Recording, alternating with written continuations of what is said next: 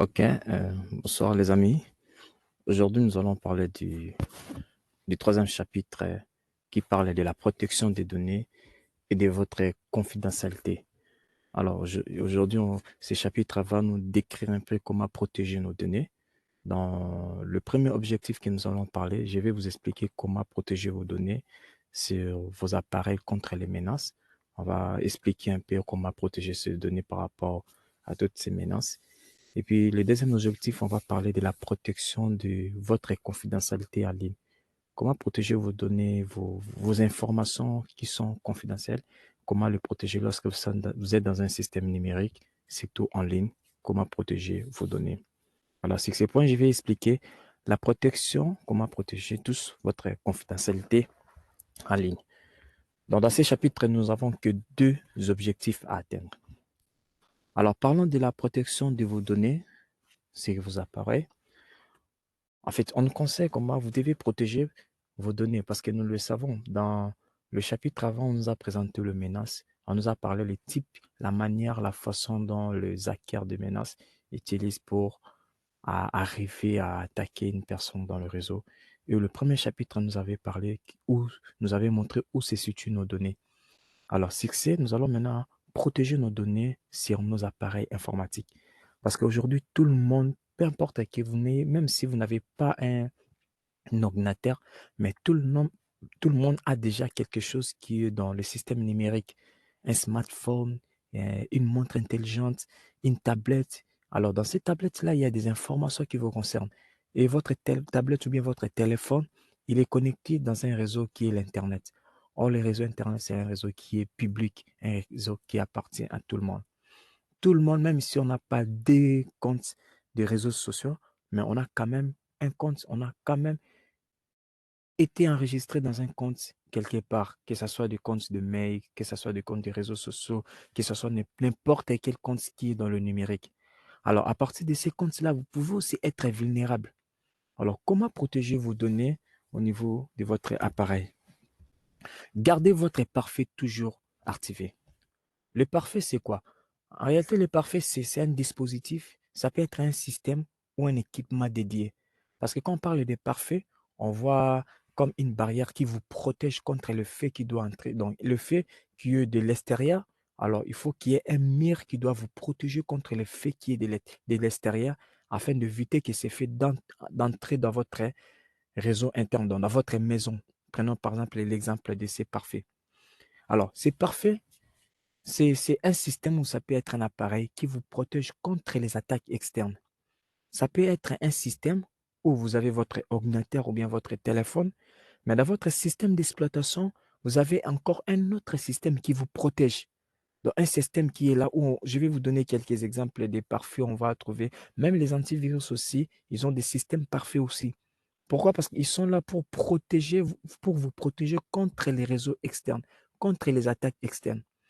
Alors, si vous partez maintenant dans des entreprises, vous allez remarquer, et dans les entreprises, ils n'ont pas seulement des parfaits par rapport basés au système, mais ils ont vraiment des parfaits dédiés, où tu remarques qu'il y a un appareil, un équipement, il est uniquement là pour assurer la protection du réseau de l'entreprise. Maintenant, nous qui utilisons des tablettes, nous qui utilisons des téléphones, nous qui utilisons des ordinateurs, nous avons le parfait, mais ce parfait est basé par rapport à un soft, c'est un système, c'est pas un appareil dédié parce que j'ai mon laptop et dans le laptop, dans ce système d'exploitation, il y a aussi un système parfait dédié dans ce système-là. Donc, c'est pas un parti hardware, mais c'est juste le software. Ce software aussi est très important. Vous devez toujours activer votre parfait. Vérifiez dans vos téléphones, vérifiez dans vos tablettes, vérifiez surtout dans les ordinateurs. Vous devez toujours vérifier que votre art parfait est activé. Il y aura des TP, on va voir comment activer les parfaits sur ceux qui utilisent les appareils Windows. Alors, gardez toujours votre parfait activé. On dit prévenir les accès non autorisés à vos données ou à vos appareils informatiques. Ceux qui vont avancer dans ce domaine ici, ils vont remarquer même dans le système Windows, les systèmes d'exploitant Windows, il y a toute une stratégie de sécurité où on doit définir des instructions auxquelles, si par exemple mon parfait, il remarque qu'il y a telle information provenant d'un autre réseau, il doit m'avertir, il doit faire ceci, il doit faire ceci. Donc, ce sont des instructions que je dois établir dans mon parfait. Parce que le parfait, quand il est là, il est activé. Oui, il doit faire quoi? Il doit vous protéger contre quoi et quoi? À ce moment-là, le parfait va vous protéger selon les instructions par défaut depuis l'usine. Mais vous pouvez personnaliser aussi votre système de parfait en définissant aussi bien précisément telle information si tu remarques que cette information est comme ça. Tu remarques à partir de telle heure, tu dois faire ceci. À partir de telle heure, tu dois faire ceci. Lorsque tu remarques qu'il y a une augmentation de la bande passante au niveau de la consommation du réseau, la bande passante, c'est comme, c'est un espace où, c'est un espace, la quantité de cette, la quantité d'un espace où il y a la transmission de données. Prenons par exemple, je peux donner la différence, le petit boulevard et le grand boulevard. Le but, c'est de faire circuler le véhicule. Alors, on dira le grand boulevard a un grand espace, le petit boulevard a un petit espace. C'est ça. Donc, le petit boulevard a une petite bande passante, le grand boulevard a une grande bande passante. Alors, cette bande passante-là, ce sont des chemins utilisés dans vos PC. Maintenant, tu peux définir au parfait, si tu remarques que les grands boulevards est saturé, donc la bande passante est élevée, le chemin auquel où les données doivent circuler est tellement saturé. Tu dois faire ceci, tu dois faire ceci. C'est vous-même qui personnalisez votre parfait. Et puis le deuxième conseil, on dit vous devez garder votre parfait à jour. Comment garder votre parfait à jour? On mettra des systèmes dans le mise à jour. Vous devez mettre votre parfait à jour. Donc cherchez toujours. Parce que le parfait que vous avez utilisé, c'est peut-être un parfait proposé par Windows, ou bien un parfait que vous avez acheté chez Avast, ou bien un parfait que vous avez acheté chez telle entreprise. Alors, vous devez faire en sorte que votre parfait dans l'ordinateur soit toujours à jour par rapport à la disponibilité de ce que son fournisseur a. Il faut faire toujours des mises à jour par rapport à votre parfait. On dit utiliser un antivirus ou bien un logiciel anti-spyware. Vous devez utiliser un antivirus. Aujourd'hui, avec les antivirus que nous achetons, tu peux acheter un antivirus, mais tu remarqueras dans cet antivirus-là, il te donne plusieurs offres. Il te dit, je vais te protéger contre les virus, je peux te protéger contre les espions, je peux te protéger contre les tels types d'attaques, je peux attirer même les VPN. Les VPN, ce sont des réseaux privés. Vous voyez, aujourd'hui, donc, on a essayé un peu de mélanger beaucoup de ces services-là, le mettre dans le logiciel, l'application, les programmes, pardon, le programme qu'on appelle l'antivirus. Alors, quand vous avez vos antivirus, vous devez les installer, vous devez acheter les antivirus. On dit prévenir les accès non autorisés à vos données ou à vos appareils informatiques. Vous devez prévenir si par exemple l'antivirus que tu as acheté et qu'il y a plusieurs fonctionnalités de cet antivirus-là, tu peux le configurer, le personnaliser, lui dire que si tu remarques que par exemple il y a telle personne qui ne fait pas partie de mon compte, il veut accéder, ou bien il veut accéder dans mes données, tu dois m'informer, tu dois faire ceci ou bien tu dois te déconnecter. Ça, c'est la personnalisation de mon système de parfait. Deuxième conseil, télécharger uniquement des logiciels sur des sites de confiance. Vous pouvez avoir la bonne protection des données, vous pouvez avoir l'antivirus, même l'antivirus est à jour. Mais n'oubliez pas, votre ordinateur est soumis à vos instructions. Tout ce que vous allez faire, l'ordinateur va obéir. Même si tu dis à l'ordinateur, va dans tel site, l'ordinateur va te dire non, va te signaler. Les sites, je n'ai pas confiance à ça. Mais toutefois, c'est vous qui avez le dernier mot. Alors, si vous décidez, télécharge-moi l'application dans ces sites que l'ordinateur te dit qu'il n'a pas confiance.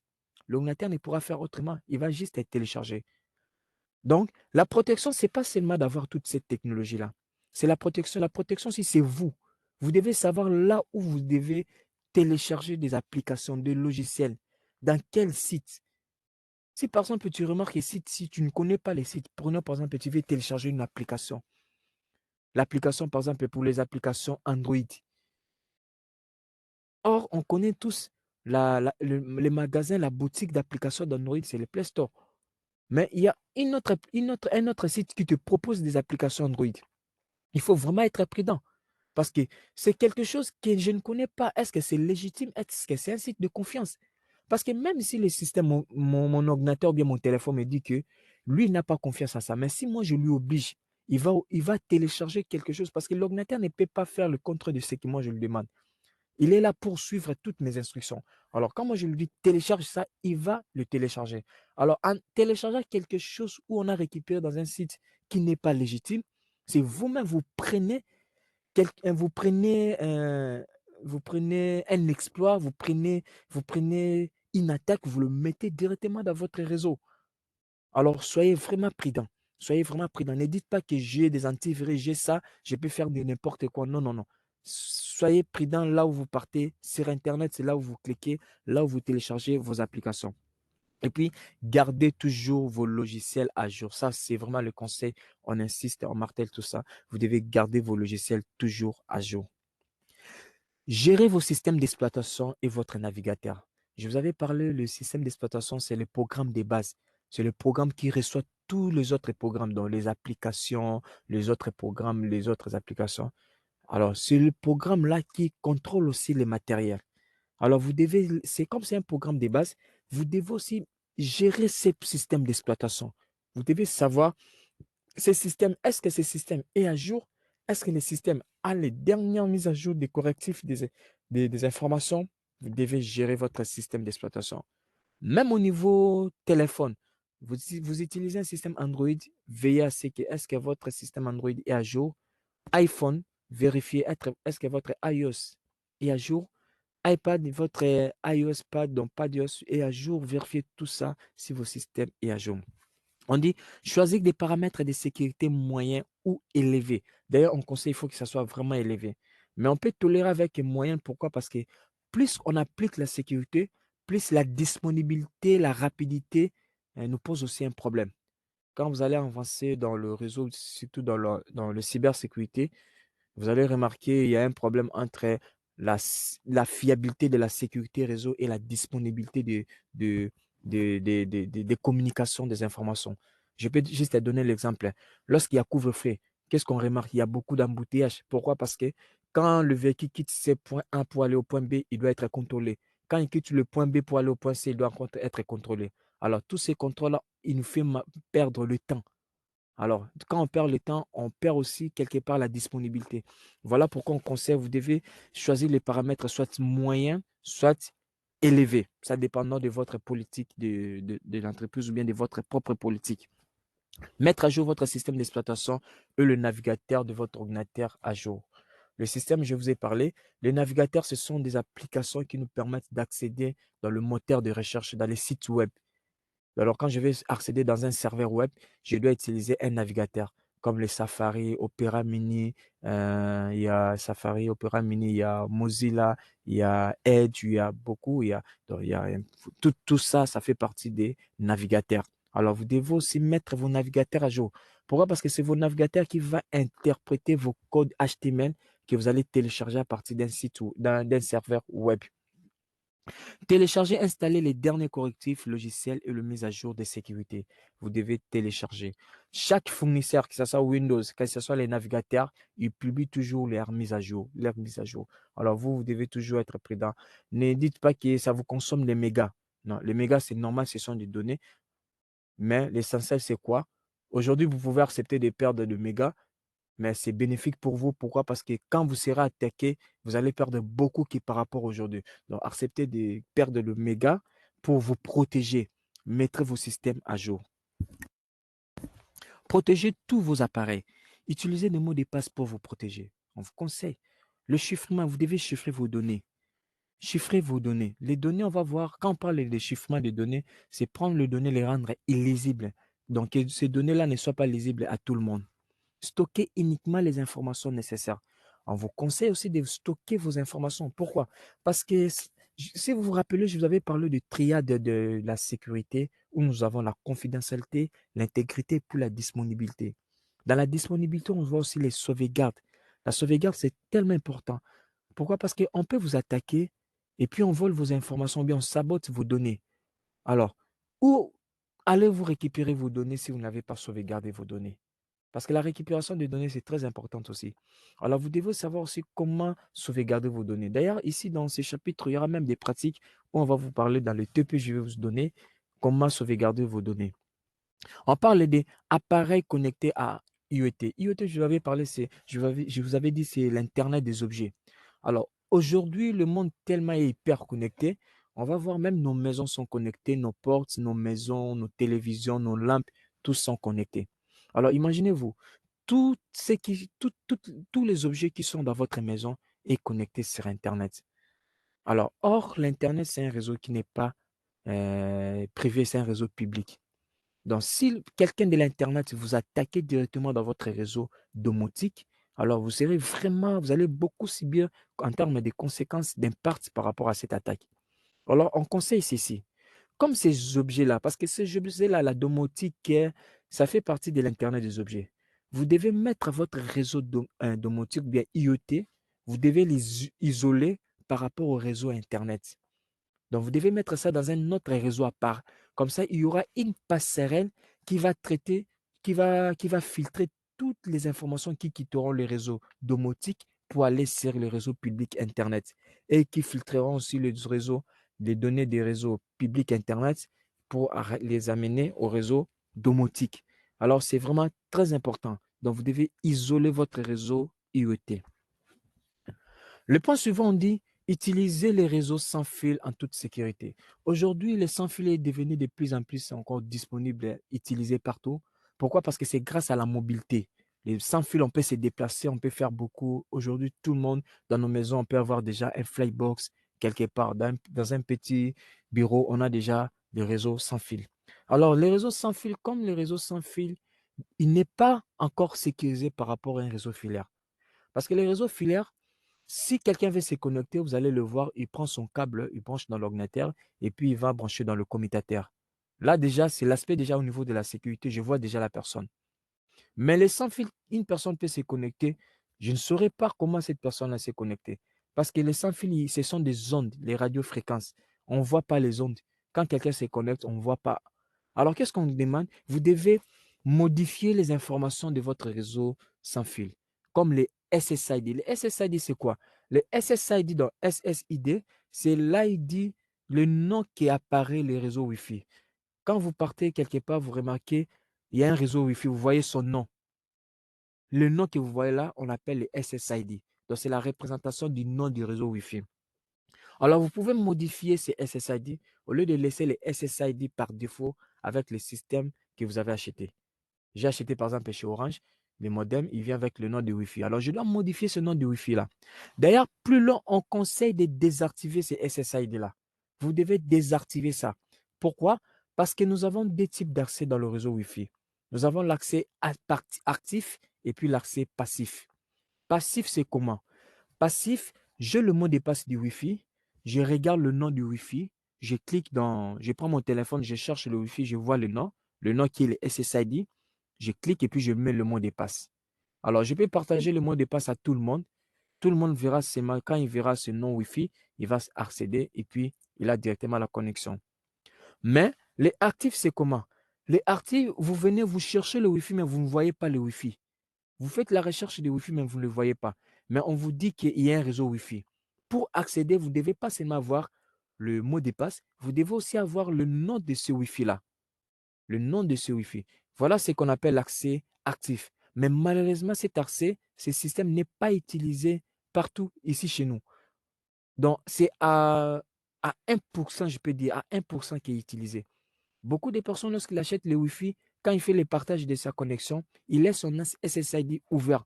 Donc, tout le monde, quand il verra qu'il y a un Wi-Fi ici, il voit le nom Wi-Fi. Quand quelqu'un va vérifier dans la recherche, il verra déjà le Wi-Fi. Alors, ce n'est pas bien. Vous devez désactiver. Voilà les conseils sont de désactiver la diffusion. Donc, que le routeur n'émette pas le signal de votre nom du Wi-Fi. Que le Wi-Fi soit masqué. Que le nom ne s'affiche pas. On vous demande aussi d'utiliser le chiffrement WPAD. Ça veut dire quoi? Donc, c'est qu'il y avait un PA1 déjà. Le PAD, c'est la deuxième version. Pourquoi? Parce que lorsque une personne qui a le mot de passe, que vous avez donné le mot de passe, il veut s'authentifier avec votre Wi-Fi, il faut que ton Wi-Fi lui demande l'algorithme, parce que ça, c'est un algorithme. Cet algorithme, c'est ça qui va chiffrer les données Wi-Fi. Or, le Wi-Fi utilise les ondes. Les zones là, vos communications là doivent être chiffrées. Donc, moi qui suis ici, avec le point d'accès qui est ici, le point d'accès, c'est l'appareil qui nous permet de nous connecter avec le réseau Wi-Fi. Ça peut être le modem, les flybox, même aujourd'hui, les téléphones ont le point d'accès, les access points, partage du réseau. Donc, ça, c'est activer le point d'accès. Alors, tu obliges maintenant ton client à utiliser le chiffrement de la version 2. Pourquoi? Parce qu'il doit chiffrer les données, la communication, que personne, lorsqu'il va accéder, qui voit vos communications en test clair. Mais il y a un conseil qu'on donne de faire attention à la faille de sécurité du protocole WPAD. Ces protocoles-là, même ici, ils chiffrent les données, mais il a été une fois attaqué, surtout avec les systèmes Android et Linux. Je peux vous donner ça comme TP, aller faire des recherches si cette attaque, en fait, c'est un virus, c'est un système d'attaque. Ça veut dire la réinitialisation, les cracks, ça veut dire la réinitialisation de mots de passe. Lorsqu'une personne veut s'authentifier avec un point d'accès, il y a d'abord la communication. Est-ce que tu utilises le point d'accès demande au client, tu utilises quelle version? Il dit, moi, j'utilise le WebAD. Et puis, le client lui demande, le point d'accès demande au client. Donc, le client, c'est comme votre téléphone qui veut se connecter. Le point d'accès, il demande au client, donne-moi le mot de passe pour que je t'accepte, pour que je te connecte dans mon réseau. Tous ces mécanismes-là, ça s'est fait dans le millisecondes. Alors, pendant ces mécanismes-là, pardon, cette attaque ici, comme les réseaux sans fil utilisent les ondes, or les ondes, ce sont des fréquences. Tout le monde, s'il reconnaît votre canal, il reconnaît votre bande, votre fréquence, il peut se connecter à ça. Je peux donner l'exemple. Nous tous, nous assistons aux églises, dans des concerts. Qu'est-ce que nous remarquons? Ceux qui utilisent le micro sans fil. Si par exemple une personne utilise le micro sans fil et qu'une autre personne peut utiliser encore le même micro sans fil, alors si ces micros sans fil ont le même canal, on a tendance à ce que l'air, tout ce qu'ils sont en train de dire de l'autre côté, peut-être une église qui est en face, leur communication passe par ici. Le problème, c'est quoi? Qu'est-ce qui fait ça? Pourquoi? Parce qu'on a comme un conflit de canaux. Nous tous, nous utilisons la même bande, le même canal. Le deuxième exemple que je peux donner encore avec nos radios, même nos télévisions. Prenons même avec les radios musicales que nous utilisons. Vous voulez chercher une chaîne ici, vous regardez la fréquence de la chaîne. À un certain moment, vous remarquez, toujours avec la même chaîne, mais la même fréquence, mais il y a une autre chaîne qui lance sa diffusion.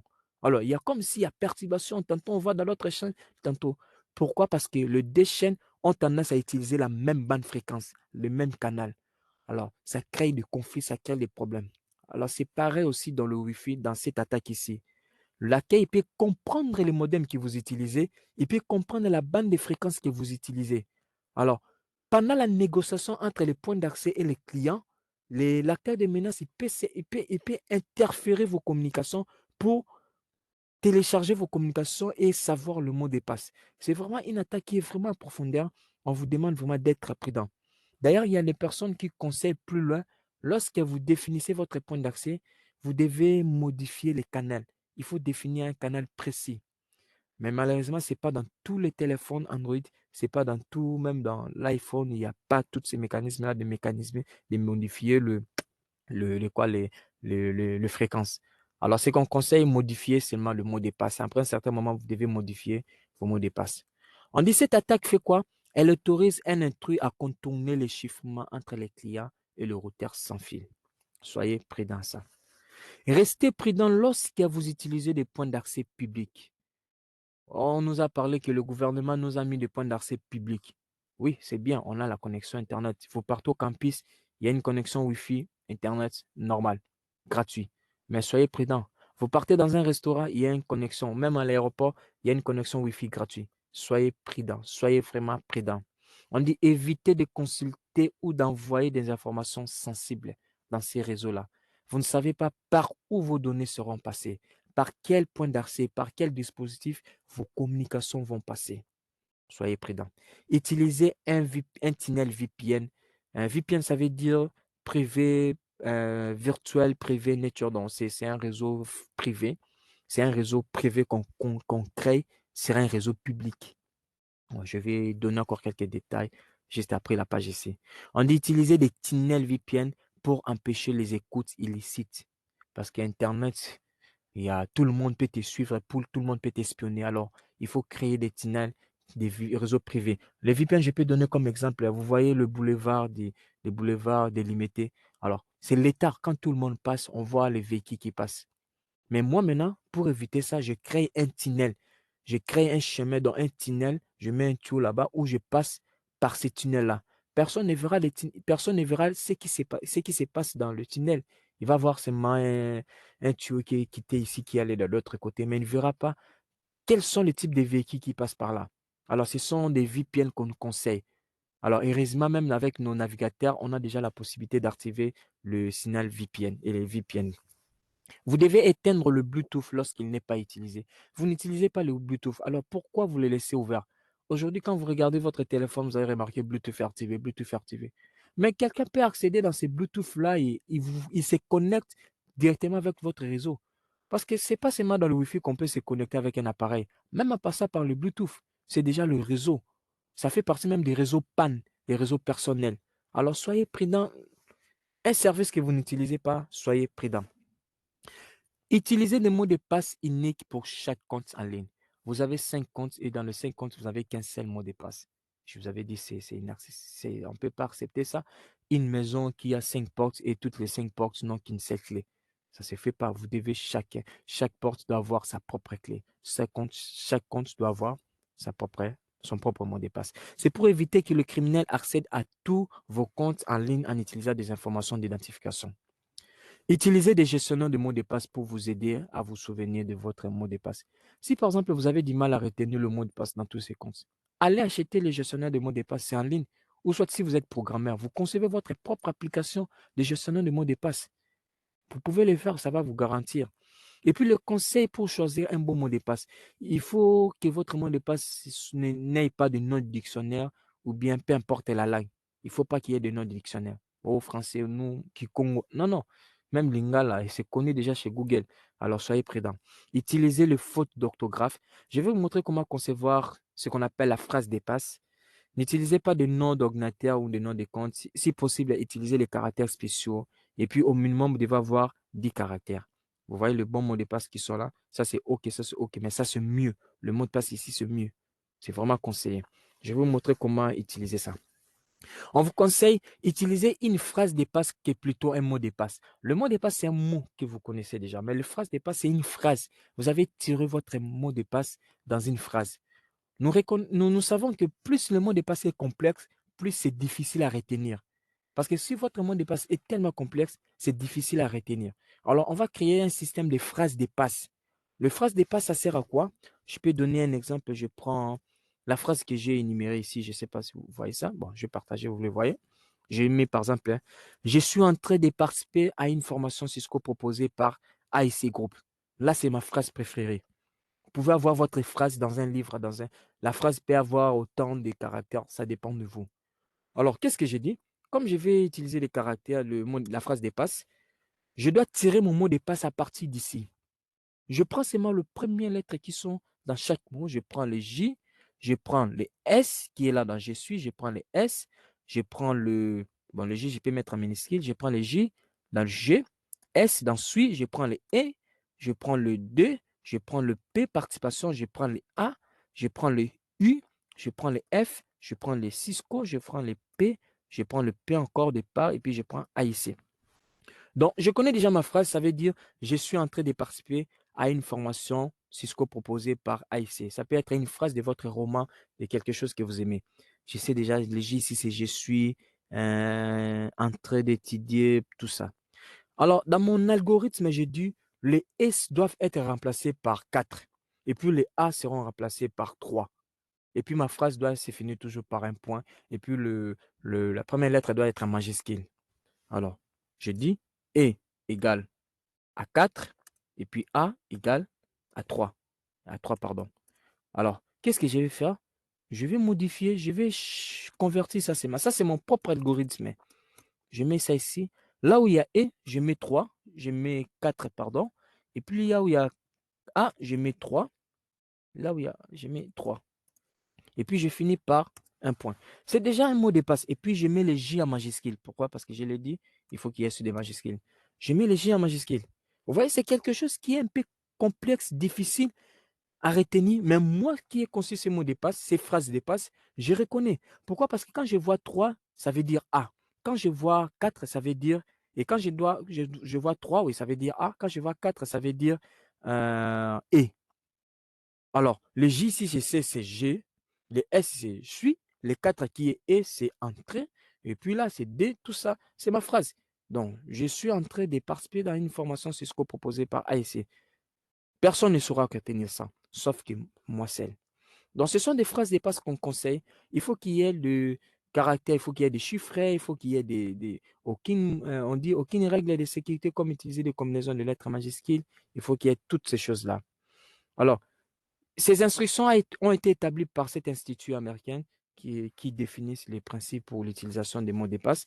Au minimum, actuellement, doit avoir 10 caractères et 8 caractères, pardon, jusqu'à 64 caractères. C'est eux qui définissent tout ça. Alors, il y aura un TP où on va essayer de créer, de stocker des mots de passe fiables. On le fera. Le point ici, on vous demande aussi de chiffrer vos données. C'est possible avec nos Windows, même avec les téléphones aussi. Il y a la possibilité des applications de chiffrer vos données. On peut lire les données cryptées qu'avec la clé secrète ou avec le mot de passe. Ma question. Empêcher la lecture du contenu par des utilisateurs non autorisés. Qu'est-ce que le chiffrement? Le chiffrement, c'est quoi? C'est le processus de conversion des informations à un format non accessible en lecture pour une personne non autorisée. Vous avez votre ordinateur.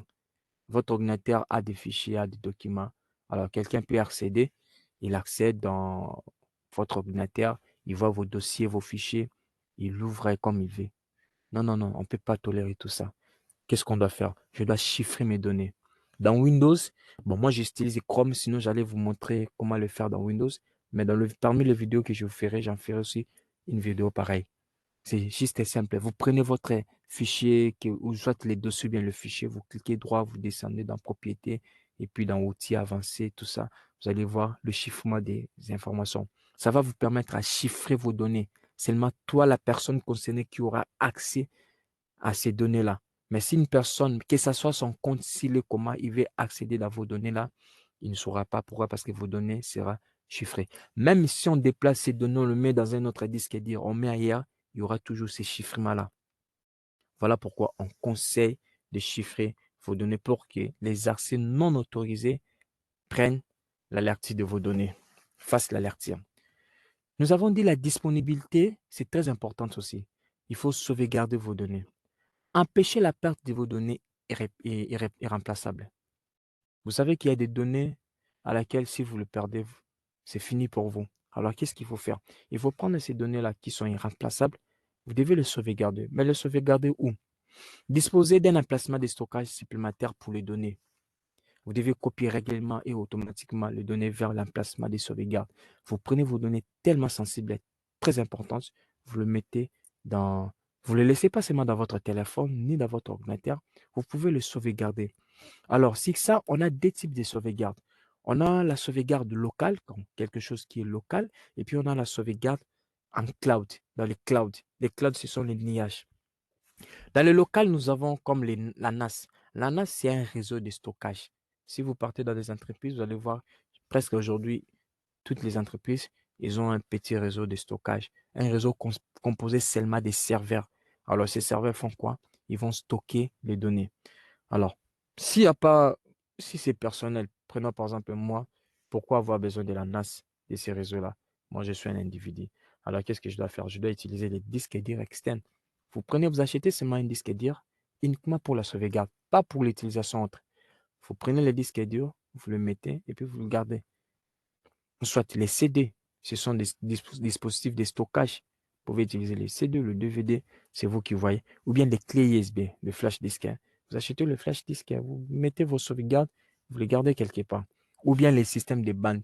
Parce qu'on peut sauvegarder les appareils aussi avec le band. Le band utilise, ce sont des équipements de stockage magnétiques. Bon, c'est utilisé dans les entreprises parce que nous, les personnels ne l'utilisent pas. Ce sont les entreprises qui utilisent. Ils peuvent sauvegarder leurs données sous forme de bandes. Je ne sais pas si vous vous rappelez avec les bandes que nous utilisons pour lire la vidéo, la bande cassette, les bandes vidéo là qu'on utilisait. Mais c'est presque pareil. On peut utiliser ça pour sauvegarder vos données. C'est tellement important. Contrôle total et responsabilité des coûts et de la maintenance. Ça vous permet d'avoir, assurez-vous aussi d'avoir ce contrôle total. Et puis, vous devez savoir aussi, aujourd'hui, peut-être la sauvegarde dans tel appareil, ça peut vous coûter mais le coût que ça va vous coûter se pique par rapport à ce que vous aurez si vous n'avez pas protégé vos données aux attaques. Par exemple, si vous avez perdu, si vous avez, on vous a attaqué, vos données ne sont plus là, alors regardez la perte que vous aurez. Maintenant, les services de sauvegarde dans le cloud, les clouds, c'est dans le nuage. Ceux qui utilisent iPhone, ils savent, il y a les iCloud, il y a ceux qui utilisent les Dropbox, Windows, donc c'est dans le nuage.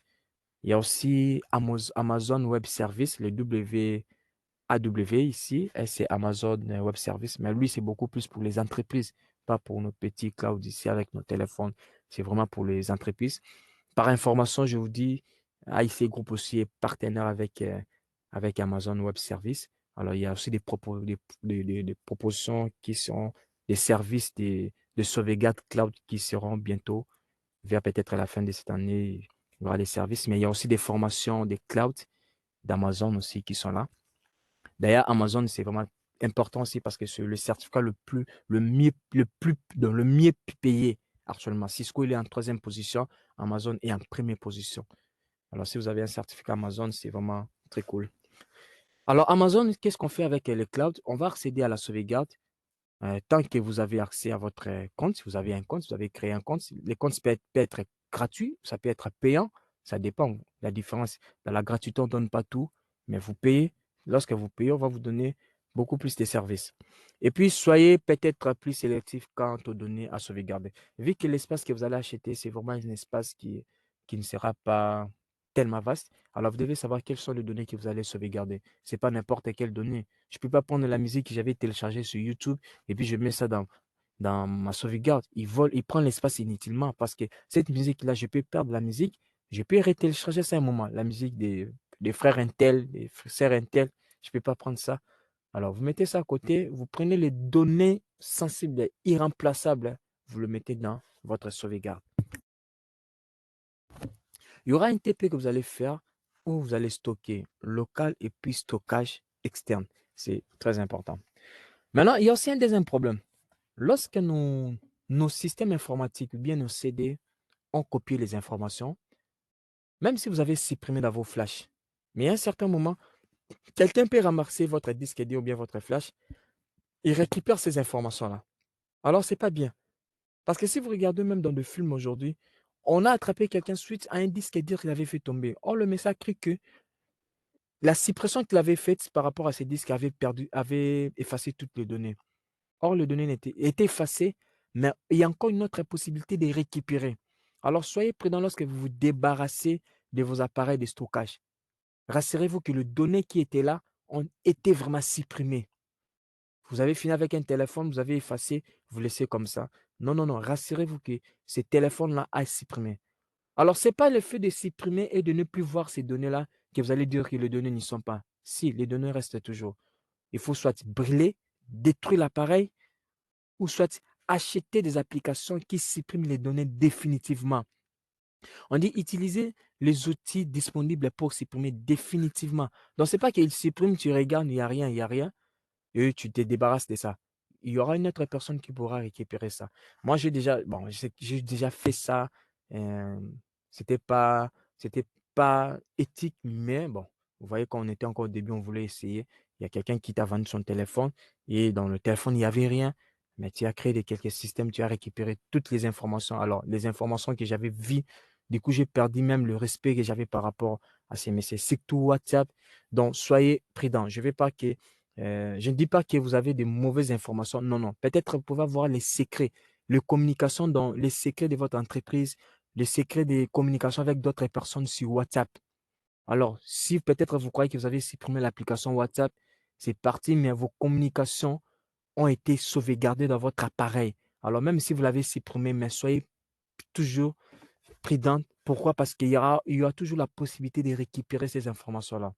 Alors, vous pouvez acheter les applications, les S-Delete, les Security, tout ça, ces applications-là, ce sont des exemples des applications qui nous donnent la possibilité de supprimer vraiment les données. Si par exemple, on n'a pas la possibilité de supprimer, qu'est-ce qu'on doit faire? On détruit l'appareil de stockage pour s'assurer que les données sont irrécupérables. Vous détruisez en respectant le principe de recyclage. Vous devez respecter ça. Vous détruisez l'appareil, c'est tout. Supprimez la version en ligne. Vous avez créé une version, un compte quelque part, vous supprimez ça. Bon, malgré tout, ça va rester, mais quand même, vaut mieux péquer, vaut mieux faire quelque chose que de ne rien faire. Alors, c'est vraiment ça le conseil qu'on nous demande tous. Alors, il y aura aussi un autre TP où on va nous parler de savoir qui détient nos données. Maintenant, le deuxième point où on parle de la protection de votre confidentialité en ligne. Qu'est-ce qu'on doit faire? On demande d'utiliser, on parle de l'authentification à deux facteurs. Je crois pas mal de gens connaissent cette authentification à deux facteurs. Ça sert à quoi? Les services en ligne populaires, souvent beaucoup de services de Gmail, beaucoup de services utilisent l'authentification à deux facteurs. Même il y a aussi iCloud avec iPhone, il le fait. Qu'est-ce qu'il va faire? Vous aurez besoin d'un nom d'utilisateur, un mot de passe ou d'un code et d'un deuxième jeton pour avoir accès. Vous voulez peut-être aller dans par exemple, je prends un ordinateur, je vais accéder dans mon compte iCloud. L'iCloud me demande le nom d'utilisateur, je mets mon nom d'utilisateur, il me demande le mot de passe. Je mets le mot de passe. Au lieu qu'il me fasse accéder, il me dit, il m'a envoyé un code dans mon numéro. Alors, ça, c'est comme un jeton. J'ai mis mes coordonnées. Au lieu qu'il me donne l'accès, il me dit qu'il m'a envoyé un code dans le numéro pour vérifier réellement si c'est mon compte, c'est vraiment mon compte. Alors, moi, maintenant, qui est ce numéro-là, qui est ce numéro de téléphone, je vais vérifier dans le téléphone, voir le code qu'on vient de m'envoyer. Cette opération, c'est ce qu'on appelle l'authentification à deux facteurs. Alors, l'objet qu'il va envoyer, on dit, ça peut être un objet physique. Ça peut être peut-être une carte de crédit ou bien une carte ou bien un appel. Ça peut pas seulement t'envoyer le code, ça peut aussi t'appeler pour te signaler le code. Ou bien plus loin, ils peuvent te demander ta carte de crédit ou bien ta carte à thème, ou bien des cartes, même des cartes manquées. Ils peuvent te demander cette carte-là pour vérifier réellement que c'est toi la personne en question. La deuxième chose aussi, c'est le balayage biométrique. Ici, il peut te demander la print, surtout avec ceux qui ont un iPhone. Tu veux télécharger, il te demande la print. Il te demande la print digitale. Donc, moi, je vais accéder à partir de l'ordinateur, mais je mets mes coordonnées dans l'ordinateur, mais on me demande l'empreinte digitale dans mon téléphone. Je dois mettre saisir, autorisé. Sur ton téléphone a toujours ces systèmes-là. Ou bien il veut te demander une reconnaissance faciale ou bien la reconnaissance vocale. Donc, c'est juste pour confirmer réellement que c'est toi la personne, c'est toi le propriétaire de ce compte. Alors, ce type d'authentification, c'est ce qu'on appelle l'authentification à deux facteurs, où on ne met pas seulement le mot de passe, et le nom d'utilisateur. Non, non. On met ça, mais le système nous vous envoie maintenant un jeton d'accès pour vérifier. Nous avons aussi ce qu'on appelle les O. Ça veut dire c'est open. Donc, les O, c'est open. Ça, c'est authentification. Authentification. C'est l'authentification ouverte. C'est quoi l'authentification ouverte? On dit c'est un protocole ouvert standard. C'est un protocole standard que tout le monde peut utiliser qui permet à l'utilisateur identifier, d'accéder à des applications tierces sans exposer son mot de passe. Sert d'intermédiaire pour autoriser l'accès des utilisateurs à des applications tierces. Je peux donner même exemple ici. Je viens par exemple je viens par exemple dans ce site ici. Je mets par exemple, c'est quoi encore le site? Bon, il y a beaucoup de sites, hein. Je vais par exemple dans ce site de Indeed. J'accède ici. En fait, les sites ici, c'est un site, c'est comme le LinkedIn, ce sont des sites des offres d'emploi. C'est le premier site mondial donc, où on publie presque plus de 180 millions d'offres d'emploi, tellement importantes. Alors, je vais me loguer. Je n'ai pas de compte ici. Alors, il faut que je crée un compte. Je viens par exemple ici. Je vais me loguer. Il me demande l'authentification. Moi, je n'ai pas de compte. Alors, qu'est-ce que je peux faire? Je peux créer mon compte, pas créer le compte. Je peux me connecter ici. Pas que j'ai créé mon compte dans ce site ici, mais j'accède mes informations, par exemple, de Gmail, ou bien de Yahoo, ou bien des informations d'Apple, tout ce qu'ils vont faire avec le contrat, avec cette application. Tel qu'ici, je vais me loguer. Il me donne la possibilité soit de créer, soit de mettre mes informations. Or, moi, je n'ai aucune information ici. Donc, je serai obligé de créer un compte. Alors, je ne vais pas créer un compte. Je vais continuer, par exemple, avec les informations Facebook. Alors, j'ai déjà mon Facebook qui est connecté ici. Une fois continuer, j'accède à cette site ici avec mes informations Facebook. Alors, qu'est-ce que ça m'évite? Ça m'évite d'exposer mes mots de passe, de mettre mes mots de passe ici. Donc, lui, il accède déjà, il regarde, il communique avec Facebook. Facebook, il lui dit non, le monsieur ici, il a un compte. Après, directement, il me donne déjà un compte. Pourquoi? Parce que j'ai utilisé l'authentification ouverte. J'ai accédé, j'ai eu un compte dans cette application, dans ces, dans ces, dans ces sites ici, en passant par mes coordonnées de Facebook. Donc, ça m'a évité à exposer mes connectés. C'est ce qu'on appelle l'authentification l'authentification, pardon, ouverte. Donc, quelqu'un veut se connecter à un site, mais il n'a pas de compte, il n'a pas de compte par rapport à ces sites-là. Mais grâce à l'authentification ouverte, il peut se connecter à ces sites-là à partir d'un autre site où il a accès. Donc, c'est grâce à ça, parce qu'il y a la communication des jetons qui se font par ça. Alors, qu'on sait aussi comment protéger vos données en ligne, ne partagez pas trop d'informations sur les réseaux sociaux, comme dans la vie traditionnelle comme ça. Je vous avais dit, il y a pas toutes les informations que je publie dans le quartier.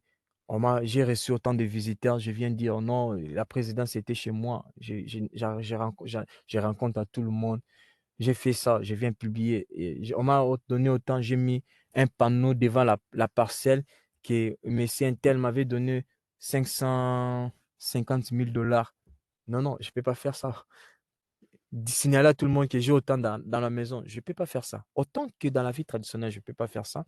C'est pareil aussi dans le numérique. Il faut éviter de publier n'importe quoi. Partagez le minimum d'informations sur les réseaux sociaux. Le minimum. On ne me demande pas de ne pas partager, mais de partager le minimum. Ne partagez pas les informations suivantes. Date de naissance, les adresses mail, les numéros de téléphone. C'est tellement important. Vos adresses mail sont comme des cartes postales. Vous voyez, vous envoyez une carte postale à quelqu'un. Cette carte-là peut traverser dans plusieurs sites. Alors, toute personne, par ces sites-là, il peut avoir accès à ces informations, à votre carte. Il peut lire ça. C'est comme si vous donnez une lettre à quelqu'un. Quelqu'un peut ouvrir la lettre et lire ça. Alors, quand vous publiez vos emails, voilà pourquoi nous-mêmes dans le groupe, on ne veut pas publier les mails. On ne veut pas. Pourquoi? Parce que le mail, c'est là où on vous envoie des informations. Si par exemple, vous avez des conférences, vous avez des rendez-vous avec l'ambassade, c'est par le mail qui vous contacte. Alors, si nous, on publie maintenant vos mails là-bas et qu'il y a une personne qui a assez de connaissances en cybersécurité, il récupère vos mails. Il peut vous attaquer. Il peut voir vos conversations, savoir qui vous a envoyé ça, qui vous a envoyé ça. Alors, ce n'est pas bien.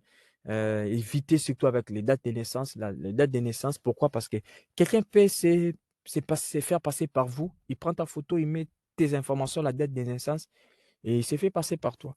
Le numéro de téléphone, il faut éviter. Moi, avant, il y avait mon numéro de téléphone dans Facebook, mais j'ai supprimé ça. Pourquoi? Parce que j'ai remarqué qu'il y a beaucoup de personnes qui, qui des voleurs, ils passent par Facebook. Comme Facebook ne cache rien, ils récupèrent ton numéro, ils voient ton nom et ton post-nom et ton numéro. Alors, ils t'appellent, ils commencent à te dire, ils t'appellent par le numéro de téléphone avec ton propre nom. Alors, si quelqu'un déjà t'appelle par ton nom, il t'appelle par ton nom, donc c'est comme si quelqu'un qui te connaît. Oh, il ne te connaît pas, il te connaît par Facebook. Il a récupéré ton numéro, il t'appelle, bonjour, hein, Facebook lui avait dit que tu es le fils d'un tel. Ah, comment va papa un tel? Ah, il va bien. Ok, ouais, moi je suis ton oncle, tu ne me connais plus. Ouais, tout ça, tout ça. Après, il te dit au finish, non, non, on a un service ici, nous avons besoin de autant, autant, autant. Tu peux signaler à papa ou soit tu nous envoies ça. Alors, toi, quand tu croiras, tu verras que c'est une personne de la famille, quelqu'un qui te connaît très bien. Alors, avec toutes ces menaces-là, tu pourras peut-être envoyer, oh, on t'a escroqué. Alors, soyez prudent lorsque vous publiez vos informations. Vérifiez les paramètres de vos réseaux sociaux. Facebook, il vous a envoyé, il y a un TP, pardon, où on vous a demandé d'aller paramétrer vos données sur des réseaux sociaux. Il faut éviter que ces réseaux sociaux utilisent n'importe quoi. La confidentialité de l'email et du navigateur. Envoyer un email revient à envoyer une carte postale. Je vous ai dit, envoyer l'email, c'est comme des cartes postales. Toutes les personnes qui y sont accès peuvent lire des copies de vos messages. Alors, soyez prudents. Le mail transite par des différents serveurs. Le mail que nous envoyons, ça ne va pas directement de chez moi, ça va à la destination. Non, ça passe par des différents serveurs. Alors, les serveurs qui passent, ces serveurs-là peuvent être aussi vulnérables. Ou bien, on peut avoir des employés aussi malveillants, où il pourra peut-être besoin d'accéder dans vos systèmes. Le code des navigations privées empêche les autres utilisateurs de requérir des informations sur vos activités en ligne. On conseille, lorsque vous êtes en train de travailler, prenons par exemple avec celui-ci, je suis dans Chrome, Je ne peux pas travailler vraiment ici parce que ici, c'est pas bien. Je préfère aller dans privé. Dans le privé, ici, vous voyez, il y a une nouvelle fenêtre de navigation privée. Dans le privé, ici, il va faire en sorte qu'on ne garde pas l'historique. Tout ce que je suis en train de faire ici, il n'y aura même pas une copie de l'historique de ce que j'ai fait.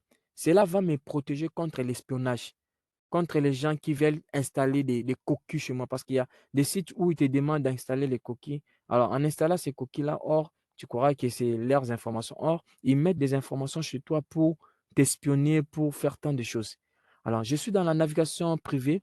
Le privé me protège. Malgré tout, il ne me protège pas à 100%, mais quand même, il diminue l'impact. Il atténue cet impact-là des attaques. Voilà pourquoi on conseille lorsque vous travaillez, vous devez travailler dans le privé, vous devez travailler dans le privé.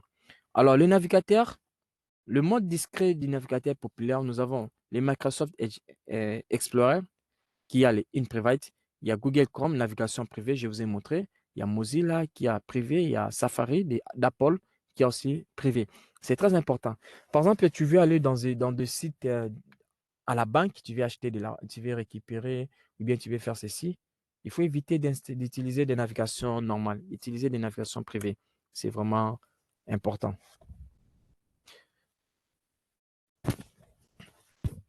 Alors, il y aura des TP, un autre TP, en tout cas, vous aurez des TP. Découvrez votre propre comportement à risque en ligne. Donc, vous allez découvrir votre propre comportement en lisant toujours ces TP. Voilà, le chapitre a pris fin. Je ne sais pas si c'était vraiment rapide, bien sûr, ce TP. Nous avons parlé de la protection des données. Nous avons parlé de la protection des données sur le plan local. Et puis, nous avons parlé aussi de la protection de, de notre vie en ligne. Ce sont des petits conseils qu'on nous donne, des choses qu'on doit faire. Alors, la pratique aussi, je vais vous envoyer des TP des pratiques. Vous allez remettre bon, on finira la formation le vendredi. Vous allez remettre le jeudi soir. Le TP, on n'a pas encore accédé dans le mail. On va vérifier le TP que vous nous avez envoyé.